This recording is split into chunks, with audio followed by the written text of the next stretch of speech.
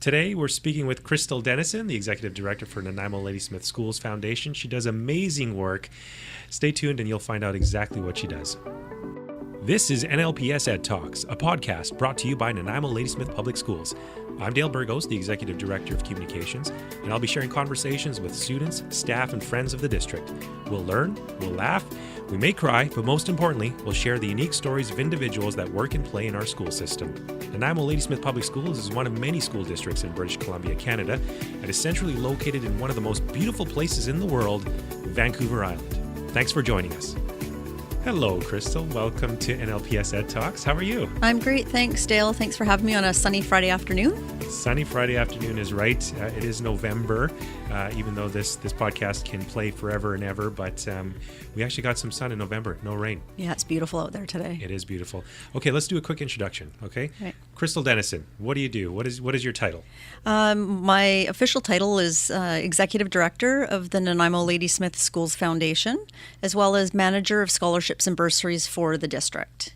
Okay, let's break down the position just a little bit here. It's a long position title, just like mine. What exactly do you do on a daily basis? What are the items? Well, the two main sort of functions that I'm responsible for is managing the scholarships and bursaries programs for all of the graduating students for the district high schools. And then in addition to that, I'm responsible for the oversight of all of the function of the foundation with regard to student support programs and enhanced learning initiatives that the foundation provides to the district. Excellent. I'm fortunate enough to sit with your board once a month, and we get to chat about the great things that are happening in the foundation, and I get to see firsthand of all the good work that's going on by the foundation, and I commend you. You do good work. We love having you, and we're very lucky to have you. So let's chat a little bit. Let's break it down even further here. And the position years and years ago here in the district started out more as a scholarship bursary, correct? That's correct. Yes, it was back in the day when NDSS, Nanaimo District Secondary, was the only high school for graduating students, grade 11 and 12s. And so it was at that time, it was they had an awards committee. And it was handled originally through teachers and counselors, and then there ended up becoming a position attached to taking care of that portfolio. Okay. Do you have an idea what the dollars were back then, and let's compare it to the dollars now? Would you happen to know that? I don't know originally how far. What I can say though is it's grown exponentially over the last number of years, and even since like recent history. I graduated from this district in 1985, wow. And so looking back through the records from 85 till now, there's been a definite increase in the number of awards and bursaries and scholarships that are provided, and as well dollar-wise, obviously it's a lot more than it was back then. So can we share some dollar numbers? Well, right now, I don't know for 2019. 2018, we had over 440 awards that went out, valued at over $360,000. Wow. And that's all money that's generated through community, through businesses, service organizations, individuals, memorial awards. And in addition to that, our office is responsible for the oversight of the ministry district authority scholarship. So we administer that program as well. So that brought in another $156,000 into the district for students that are graduating and moving on to post-secondary. So in total, it was well over $500,000 to our students. That is fantastic. And we're That's unbelievable. Yeah, it's huge, and we're on track for that and more for 2019. So we're busy putting our scholarship booklet together right now and sending out all of the records to all of our donors, which we can't say enough about the community support behind that initiative. That's right. You do have a lot of people that do donate support. I've met many of them, and local businesses or families who have these scholarships, and I think it's fantastic, right? It's giving these students, I think, a leg up when they go into post-secondary. I mean, those funds are helpful. So maybe some examples of maybe some of the ones that you've seen. Let's just talk about maybe from one end to the other. What kind of students receive awards? Well, we sort of look at three different areas. We have awards which are provided to students that excel in things like athletics or fine arts. drama, music, those types of programs, as well as community service. So our Rotary clubs tend to they support some awards for students that have sort of shone in their community or in their sort of chosen activity. Scholarships are typically for students that excel academically. So students that are top math, top science students that are pursuing sort of, professional academic studies. And then there's bursaries, and this is a big one in an area that we're looking to grow over the next several years. Bursaries are provided to students who have also done really well in school, who have excelled, have been good community, good citizens, have worked hard, but have financial need. 1 in 4 students in this district currently are living in poverty. And so, having a student graduate is one thing, but being able to have that added incentive that, with a little bit support from community, that there's a possibility that even though their family has financial restrictions from allowing them to go on to school, that we're able to provide that added little bit of support. So those are the sort of the 3 areas. There's a little bit of overlap. Sometimes there's multiple criteria. We have, somebody that's going on to engineering but has been involved in their community. We also have service groups that direct for students that have been involved with their cause. So the Nanaimo Regional General Hospital Auxiliary, they provide for students that have been junior volunteers pursuing an education in something to do with the healthcare field. So they can be very specific or they can be more general. One of the things that we're looking at is expanding the portfolio of students that are those hardworking students that it's not so specific to what career they're choosing, just getting on to post-secondary, whether it's a trade. That's one of the other areas that we support, students that are going on to vocational training, so it doesn't have to just be academic studies. Okay. So something for everyone. There's some gaps that we're looking at, and so we are always looking to the community and businesses and individuals to help us to continue to grow the portfolio so that no student worthy of receiving an award is overlooked. You're right. That's true. And so that's the one side of it, scholarships and bursaries, helping all those students out. You mentioned those students who may not have that financial means that maybe some other families do. So let's touch a little bit about that, because that's not the only thing that the foundation does. There's also the supports for other students as well. Oh, that's correct. So yes, you asked earlier about the history and how the origin of the organization started, and what's happened over the last several years is the organization went from an award society, which is sort of just focused on awards and bursaries, to becoming more of a we're now a registered charity. We have a board of directors that has oversight of the organization, and we have really stepped in to try and provide services and supports for students who are not in the same situations of students that have everything provided for them. So we're able to provide the basic needs of a student that's attending school. Every student from kindergarten to grade 12 has equal opportunity to access services through the foundation or supports through the foundation. So some of the things that we started out with were school supplies. Last year alone, we had 900 students that received school supplies through the foundation. Wow. Yeah. I mean, how do you expect a child to show up in school if they don't have, or to do well when they don't have the basics to actually, sit next to their peers and have the school supplies that they need. So we're able to take care of that for the students, and it's done in a way that's available right through the schools. So the families can access the services right through their office, and we work directly with school staff at every school, right from K to 12. Some of the other areas, of course, are the basic supports. Yes, that's right. Mm-hmm. You mentioned the school supplies. So you mentioned about 900 students. To give it some perspective, the district's enrollment for this year is just over 14,000. That's a considerable amount of students that you know of that needs that support. And these are the parents or the guardians that come out to you and say, I need your help. But there might be many, many more that there's don't lots. Know, right? I think there's lots that we're not even touching. We're just scratching the surface of the need. That's right, because you did mention, so 1 in 4, so 25% of families or children and families in the district live in poverty, and that's a huge. high number. But the work that you're doing is fantastic because you are helping with that, and not only just with school supplies, but there's also help with meals as well. Yeah, meals. Yes. One of the things that my background has been in food security, and I've been living in this community. I grew up in the community. I grew up down the road from here. I went to this high school. I went to NDSS high school and graduated.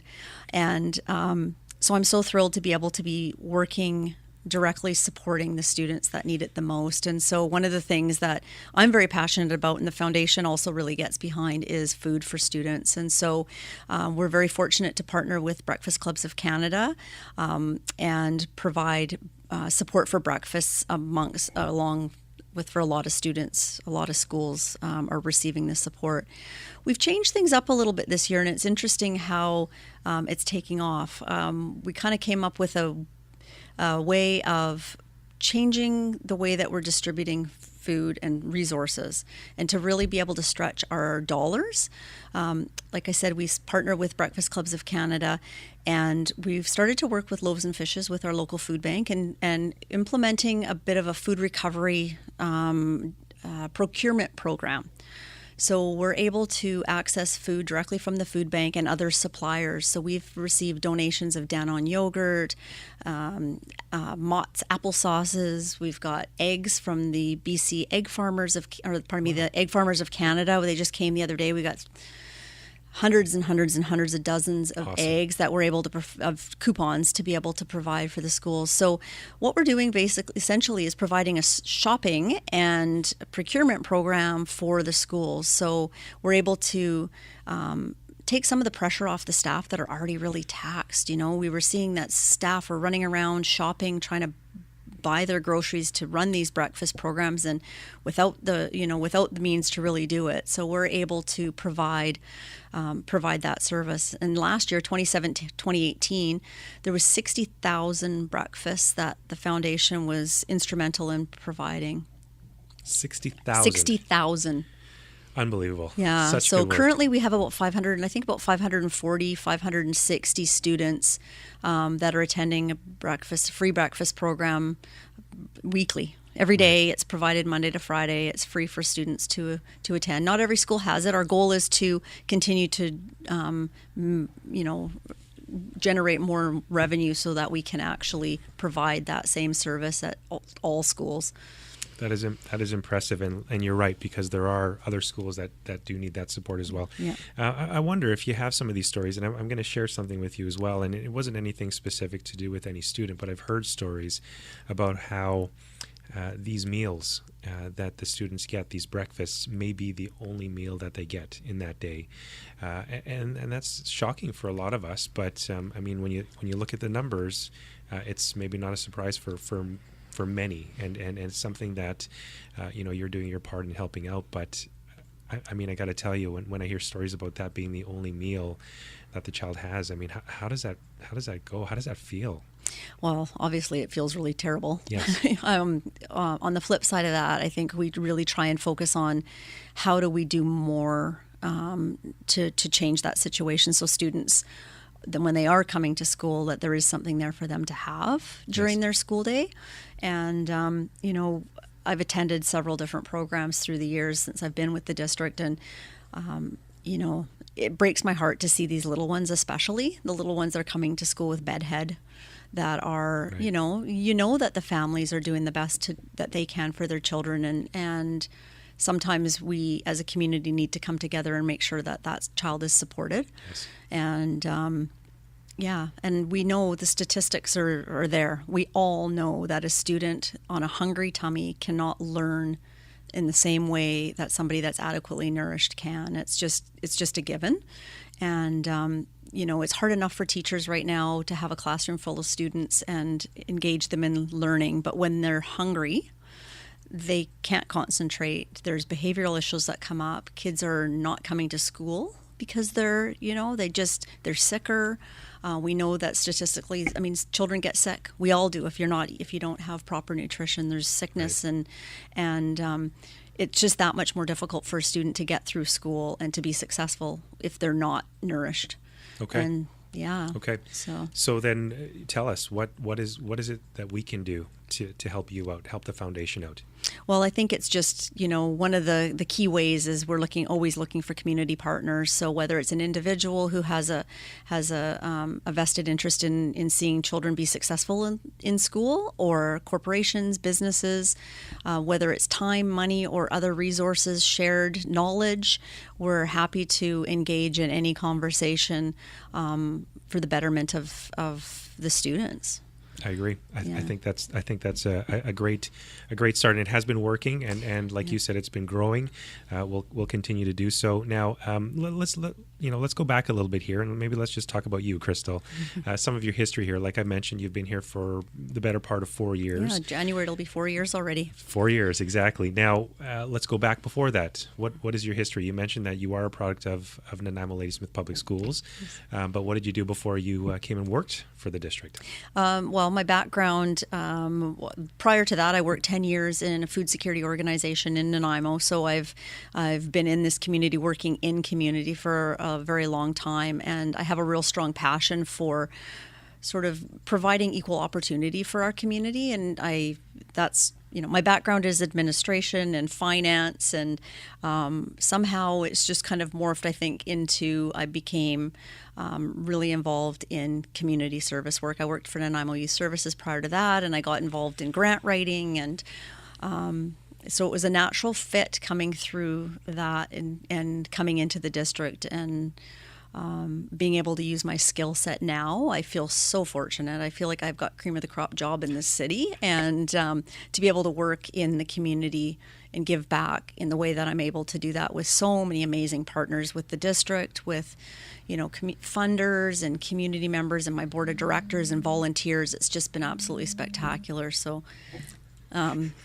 so I'm really thrilled that I'm able to do the work that I am in the community, and I feel like I'm just getting started. I feel like the foundation is at a pivotal point right now where we've got some very exciting things going on, and so I'm looking forward to what the future holds.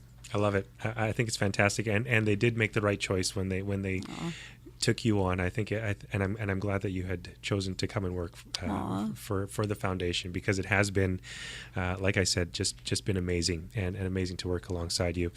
What do you like to do in your off time? Oh, wow. I love to be outside. I think that's the number one thing. I love to be outside. Rain, shine, it doesn't matter. I prefer the sunshine, but I'll take anything.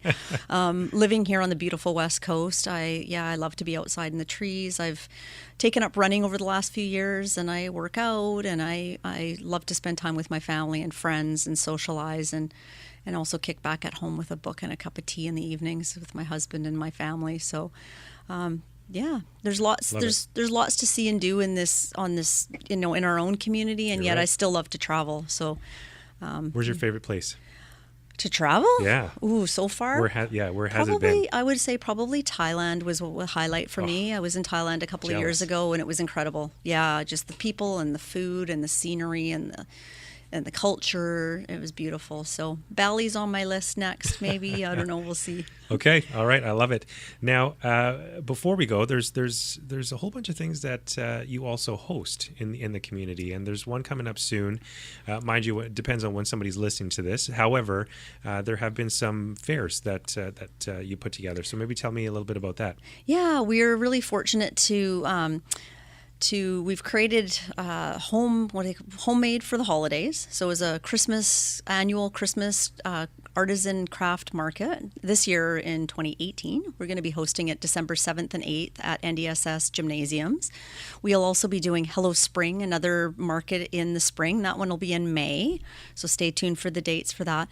We have partnered with local business owners, small business owners who hand make their products. So we have everything from jewelry to body products and sewing and face products, all sorts of really artwork, just amazing, beautiful stuff. We have over 90 vendors that attend the event. It's by donation. $2 is sort of a suggested donation at the door, and all proceeds go to our Student Support Fund. So they go directly into the supports that we talked about earlier. So it'll feed a child, or it'll buy a pair of running shoes for a student who needs it. And so we encourage lots of people to come out. It's a great event. I have been. I've been to all of them so far, and fantastic. I always walk away with a lot more than I expected, Exactly. but it's all good stuff because it is all local. I mean, it's made good quality. It's fun. It's a good time. It is. It's a great opportunity to sort of showcase some of our local talent. We're also encouraging some of the student artisans, students. As we move forward with this idea, we'd like to invite our the art teachers to have a table with some of their students' wares or great. pottery or those types of things, and make it a student showcase as well. So it's been a fun way to raise a little bit of money for such an important cause, but it's also a great way to show what we do as a foundation and to meet and greet and to support our local vendors. And overall, it's just a fantastic event. I love it. Okay, so next steps now for the foundation. Maybe some goals that you'd like to share with us at this time? Yeah, we're moving into some new fundraising ideas. We're looking at planned giving campaign, and we've got some corporate presentations that we're putting together. We've got some goals. I have some goals for as far as communication things. So a new website overhaul, and over the last couple of years, we've switched over to having an online scholarship platform. So this year will be phase 3 and looking at building in the reporting, so it'll just generate all the reports that much easier. Great. Yeah. Love it. Okay. Well, what about contact information? So if somebody wants to get a hold of the foundation, how do they do that? Well, several ways. They can phone us at 250-753-4074. They can stop by our office at 355 Wakasaya. We're in behind NDSS High School. Or we have a website, www.nlsf.ca, and of course Facebook and Instagram. You can find us there as well. And I'd just like to say too, Dale, thank you so much for giving me the opportunity to share a little bit about what we do, and that we welcome any ideas, suggestions, and people that are interested in sharing their resources, whether it's time, money, energy, or ideas. I would love to hear from them. So I look forward to seeing what the future holds. Well, it's our pleasure to have you here. Crystal Dennison, Executive Director of Nanaimo-Ladysmith Schools Foundation. Thank you so much for coming. It was an amazing time to always sit down and chat with you. This is no exception. It looks like there's going to be some great things coming from you. Thank you for joining us on NLPS Ed Talks. Take care. Have a great day. Thank you.